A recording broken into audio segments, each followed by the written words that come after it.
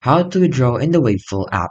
So to withdraw from the Waveful app, first things first is to check your balance. So make sure you have enough earnings which reach the minimum withdrawal amount unspecified on the app. Then you want to link a payment method. So you can go to the app settings and link a supported platform like PayPal or Binance. Then you want to initiate a withdrawal. So just find the withdraw, redeem or cash out option within the app's menu.